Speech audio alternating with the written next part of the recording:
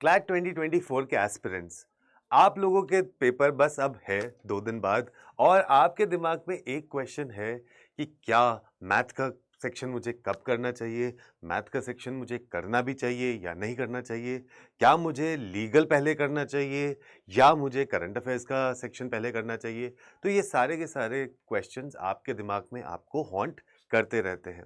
लेकिन एक चीज जो आपको ध्यान में रखनी है ये सारे क्वेश्चंस का आंसर देने से पहले, वो ये है कि आपने अपने इस पूरी जर्नी में अपने मॉक्स दिए थे।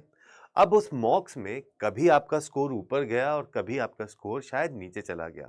तो इससे आपको घबराने की बात नहीं है, लेकिन इस पूरी जर्नी में आपको एक स्ट्रैटेजी पता चली होगी कि किस तरीके से आप अपना स्कोर या क्या कौन सा सेक्शन पहले करके अपना स्कोर को इनहांस कर सकते हैं। तो इस वजह से आपको अपने ऊपर विश्वास रखना बहुत ज़रूरी है। You need to believe in yourself, है ना?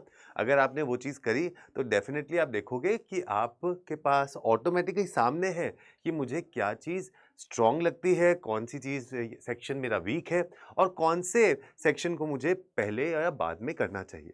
लेकिन हैविंग सेड दैट, जब कभी आपको पेपर देता है तो कहीं न कोई थोड़ी बहुत ही एंग्जायटी ज़रूर होती है।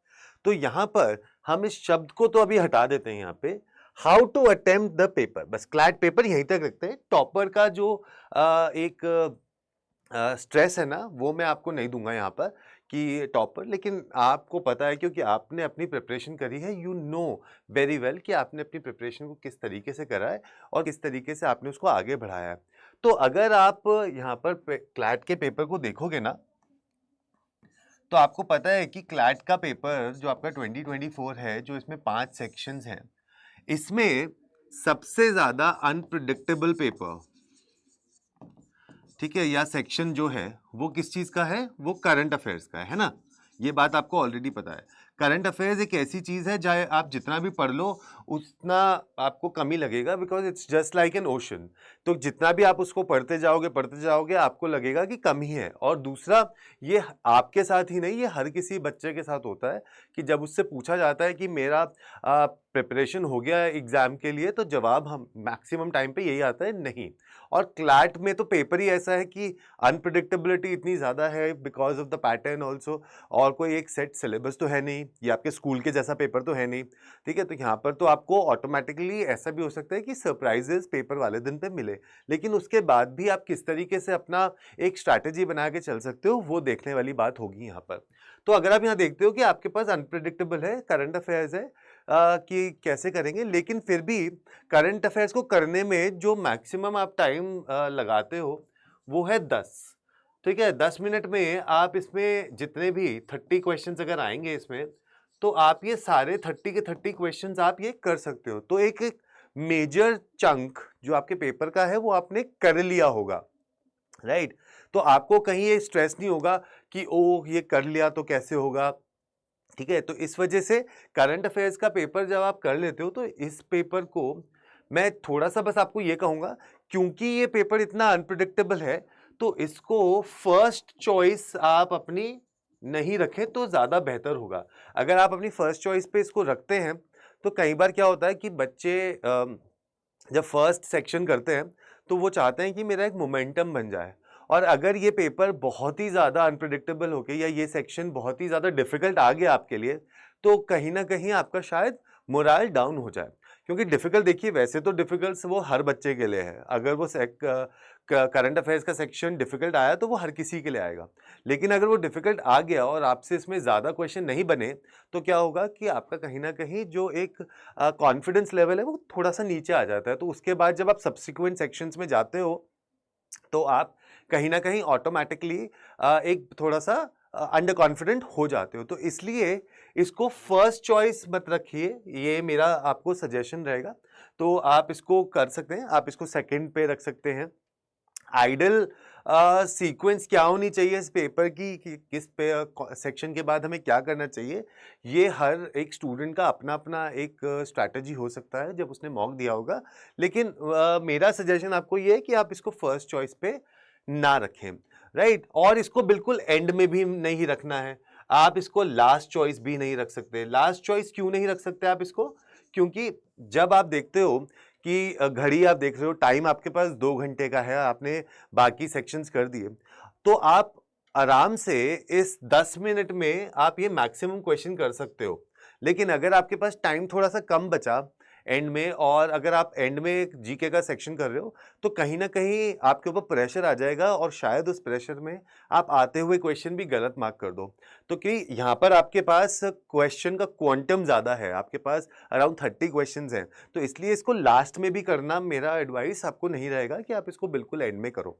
ठीक है, तो करंट अफेयर्स के लिए तो आप ये चीज़ देख सकते हो। उसके बाद हम बात करते हैं क्वांटिटेटिव टेक्निक्स की। ठीक है, क्वांटिटेटिव टेक्निक्स यानी कि मैथ। तो मैथ में आपके पास हम एंटिसिपेट कर रहे हैं कि आपके पास 10 क्वेश्चन आएंगे। अब ये 10 क्वेश्चन अगर आपकी मैथ की कैलकुलेशन अच्छी है तो इसको छोड़ के तो नहीं आना है, क्योंकि आपका पूरा का पूरा जो ध्यान होना चाहिए पूरे क्लैट के पेपर में वो ऐसा होना चाहिए कि आपको किस तरीके से अपने अटेम्प्ट्स, नंबर ऑफ अटेम्प्ट्स को मैक्सिमाइज करना है, सो दैट आपके पास एक अच्छा सा स्कोर भी आ जाए which is decent enough to get you into one of the NLUs. तो क्वांटिटेटिव एप्टीट्यूड में 10 क्वेश्चंस आएंगे, तो आप इसके लिए कुछ ऐसा स्ट्रैटेजी बनाओ अपना टाइम मैनेजमेंट, बिकॉज क्लैट का paper is all about time management. तो अगर आपने टाइम मैनेजमेंट ढंग से करा है तो आपकी आखिरी में मेरे पास अराउंड 10 to 15 मिनट्स के आसपास बच जाएं जिसमें मैं ये कर सकूं। तो लास्ट में हम क्वांट का सेक्शन कर सकते हैं।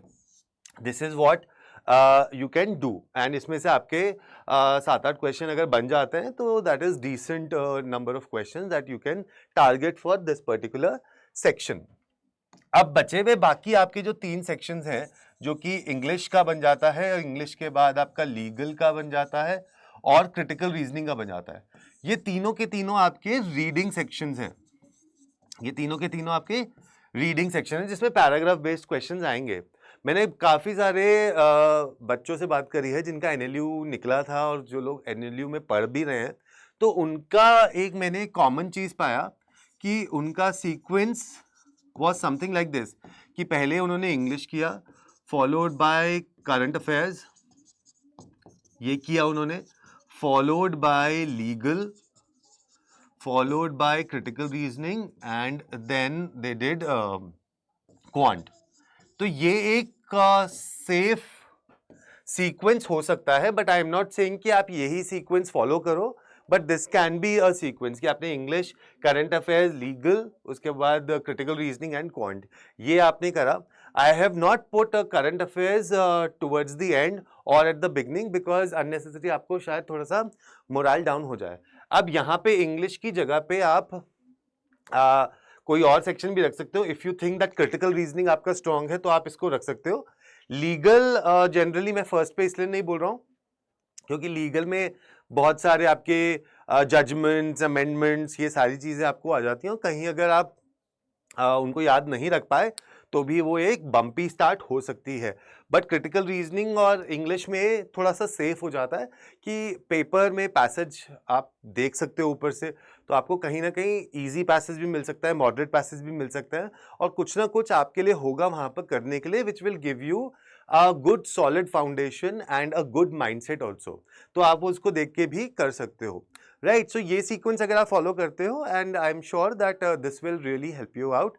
ऑल्सो सीक्वेंस आपने देखा ही होगा कि आपने मॉक में क्या करा है, किस तरीके से अपनी प्रैक्टिस करी है, तो उसके बेसिस पे भी you can do that. But trust me कि चीज़ें आपके लिए हो जाएंगी सही, लेकिन आपको थोड़ा सा अपने ऊपर विश्वास रखना पड़ेगा। अगर आप अपने ऊपर विश्वास रखते हो तो I am sure that you will reach one of the NLUs. और ये जो लाइन यहाँ पे लिखी है ना, CLAT paper like a topper, you will be a topper and you will reach to that college जो आपने सपनों में देखा है अपने, और वहाँ से जाके आप एक अच्छे से लॉयर बन जाओगे। तो इसलिए घबराओ मत, अच्छे से पेपर दे के आओ, just take calm yourself, have a fresh mind, and just believe in yourself. All right, take care, all the best for your CLAT 2024 from Ashish Garg. Take care.